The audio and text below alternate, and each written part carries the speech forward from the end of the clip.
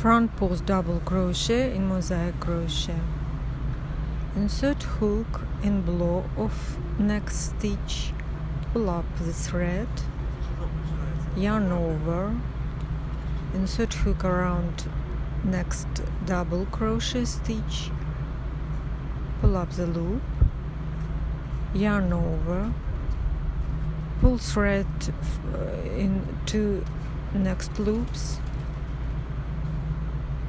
yarn over and pull thread in 3 loops on the hook. That's all. One more time.